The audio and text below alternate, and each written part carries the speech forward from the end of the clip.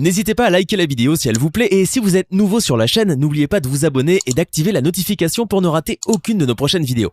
La société civile Forces vives de l'Ituri s'est dit satisfaite de l'engagement de l'administration militaire dans l'éradication des violences et des antivalaires dans cette province. Action qui répond favorablement aux cris d'alarme de la population, a dit l'ingénieur Dieudonné Lossa, son coordonnateur, dans une déclaration. C'est mardi.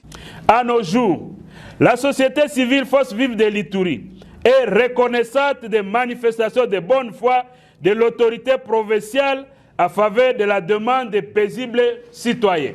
Entouré du président intérimaire de la FEC en Ituri et du président des transporteurs, le numéro 1 de cette structure citoyenne salue la décision du gouverneur militaire supprimant les barrières sur différents axes routiers de la province, jadis à la base de la tracasserie de la population. Il salue également l'interdiction faite à certains services de l'État de fonctionner aux entrées de la ville de Bougno. Son Excellence Johnny Luboya Kashama a ordonné la suppression des barrières de tracasserie. Les forces vives de l'Ituri saluent vivement cette mesure de l'autorité provinciale qui va dans le sens de restauration de l'autorité de l'État et consolidation des relations entre le pouvoir et la population.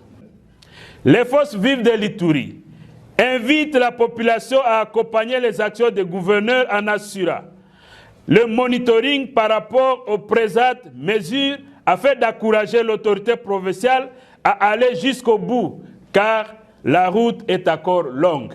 Même son de cloche pour le président intérimaire de la FEC en Ituri, Daniel Mugisa, appelle ses membres à accompagner l'administration militaire en payant convenablement les taxes et impôts. Son Excellence, Monsieur le gouverneur de la province de l'Ituri, a promis que d'ici là quelques jours, il va mettre fin, il va faire fuir les tracasseurs. C'est quelque chose à saluer. Sans aucun doute, l'état de siège permet de régler de nombreux problèmes jadis décriés en province de l'Ituri.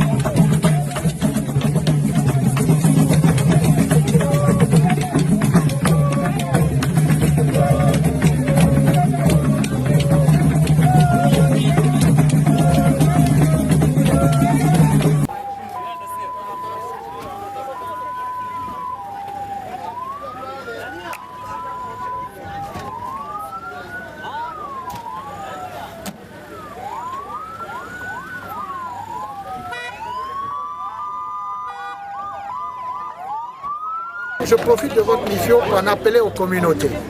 Pour en appeler aux communautés, tous ces jeunes gens que vous avez vus, ce sont des jeunes gens qui appartiennent à ces communautés. Vous avez vu cette maman qui est blessée, elle appartient à cette communauté. Ce n'est pas des étrangers, ce n'est pas des gens qui viennent d'ailleurs. Et donc il est grand temps qu'on arrête. Il est grand temps qu'on arrête, qu'on saisisse l'opportunité qui a été donnée par le président de la République, déposer les armes, rejoindre le processus DDRCS et arrêter la souffrance des communautés. C'est le message que la représentante m'a demandé de passer à l'issue de cette opération-là. Mais la MONUSCO reste disponible. Comme vous le savez, nous avons des contingents opérationnels en appui au FARDC dans la zone. Mais aussi, nous continuons à soutenir le point de vue humanitaire si nécessaire. Nous sommes à deuil, mais il faut tous dépasser. Il faut que nous puissions évoluer avec l'État, que nous puissions nous investir tous dans le processus de paix. Mais nous remercions le gouvernement de la République, nous remercions notre partenaire, la MONUSCO, qui a mis la logistique appropriée pour que ça puisse nous permettre d'assurer une prise en charge valable des blessés.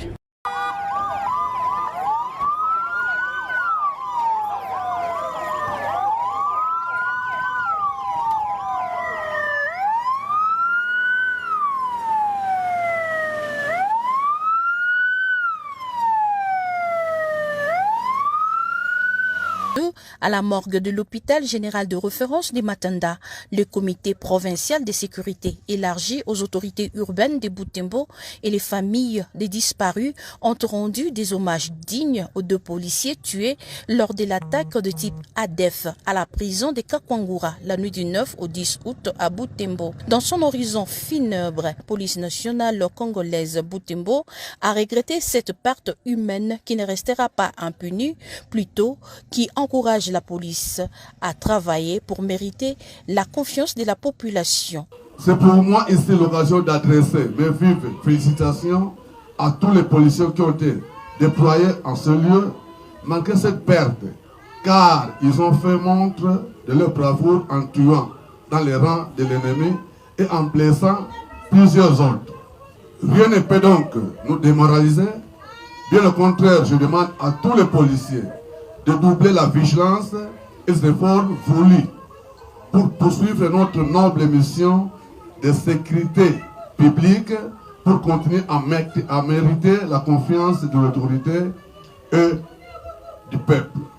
Nés en 1995, tous deux, Ipa Ianya Alain et Ebonda Mokili Steven, ont été formés au centre d'instruction de Kitona, la même promotion. Ils laissent chacun une veuve et 2 orphelins. Ils sont décédés au grade de agent de police 2e classe dans les mêmes conditions et prestés dans l'unité GEMI. Après les honneurs du gouverneur militaire du Nord Kivu, le cortège funèbre s'était branlé vers le cimetière de Kitatumba.